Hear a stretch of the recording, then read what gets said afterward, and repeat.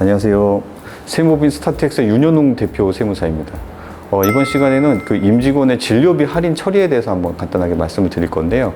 그 임직원 및 그 가족에게 진료비 할인을 했을 경우, 만약 의료법을 먼저 보면 의료법상에는 그 본인부담금 할인에 속하지 않는다는 대법원 판례가 있어요.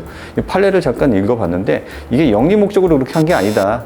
임직원한테 또는 그 가족한테 굉장히 제한된 협소한 인원이잖아요. 몇 명 안 되는.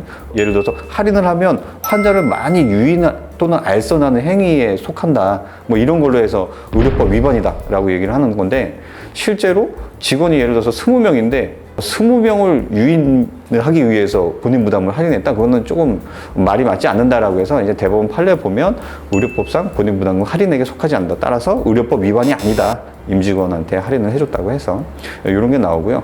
그 다음에 이제 세법상으로 보면 총수익 금액은 산입해요. 그러니까 매출로는 들어가요. 본인 부담금 할인 같은 경우 매출로는 들어가는데 급여로 경비 처리해야 된다라는 거죠. 뭐냐면 나의 직원 또는 직원의 가족인데 본인 부담분이 한 10만 원 나왔어요. 근데 5만 원만 받겠대요. 그럼 나머지 5만 원은 왜 할인해 준 거예요? 나의 직원이기 때문에 할인해 준 거거든요. 혜택을 준 거예요. 사업주가 직원한테 혜택을 주는 게 뭐가 있어요? 복리후생비 아니면 급여가 있겠죠. 그래서 이거는 근로소득으로 급여로 처리를 하는 거예요. 경비로.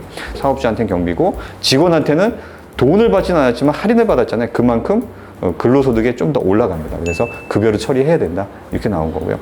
일반 환자들한테 그 본인 부담금을 할인했을 경우 있어요. 나와 특수관계가 아예 없어요. 우리 직원도 아니고 아무런 관계도 아니야. 이런 환자들한테 본인 부담 할인했을 경우에는 의료법상에는 위반이 될 수 있어요. 영리 목적으로 봐서. 예를 들어서 감기 환자인데 본인 부담금이 2,500원인데 주변 이비인후과는 전부 다 2,500원을 받고 있는데 나는 그걸 안 받겠대요. 그럼 이거 같은 경우에는 의료법 위반이 되겠죠, 당연히.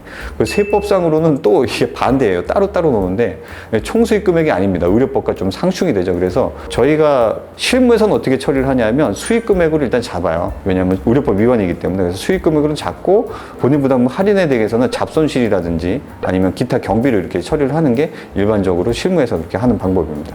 그리고 만약에 이런 게 있죠. 단체랑 협약을 맺어서 예를 들어서 보육원이에요. 여기에 대해서 단체 진료를 아이들한테 다시 진료를 하고 본인 부담금 할인을 했어요. 이런 경우에는 사안에 따라서 기부금으로 볼 수도 있는 거예요. 상대가 지정기부금 단체로 지정이 돼 있으면 기부금 영수증을 발행할 수가 있거든요. 우리가 할인한 이유가 뭐예요?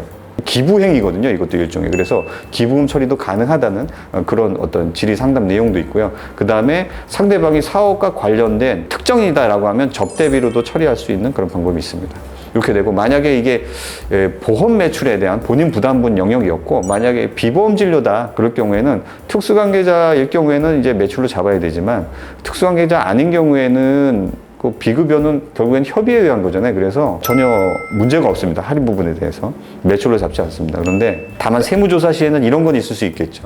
비급여 진료 단가표를 요구해요. 예를 들어서 무슨 뭐뭐 수술은 200만 원, 무슨 수술은 100만 원 이런 식으로 단가표가 있잖아요. 기본표죠. 그거를 요구해서 우리 차트랑 대조를 해보는데 어떤 분은 200만 원 진료를 100만 원 받고 100만 원 진료를 50만 원 받았다라고 하면 장부에 허위 기재를 했다고 볼 수는 있어요. 그런 부분들은 이제 세무조사 과정에서 협의해서 또 이렇게 소명을 해나가야 되는 방법인데, 그렇다고 해서 이거를 매출로 잡는 건 아니거든요. 왜냐하면 우리 200만 원짜리 진료인데 만약에 포항에서 올라오셨대, 서울까지. 이 유튜브 보고 예를 들어서 뭐 진료를 하겠다라고 해서 올라왔는데 그렇게 된다 그러면 차비를 뭐 한 2~30만 원 빼줄 수도 있잖아요. 사실은 멀리서 오신 분들 같은 경우. 또는 소개권으로 온 경우에는 누구한테 인센티브를 줄 수 있지만 반대로 오신 환자의 진료비를 몇십 % 깎아줄 수도 있는 거거든요. 그렇기 때문에 이런 것들은 전혀 문제가 되진 않습니다. 그래서 이거는 기부라든지 뭐 급여로 경비 처리하는 이런 개념은 아니고 아예 총수익 금액, 즉 매출에 잡지 않습니다.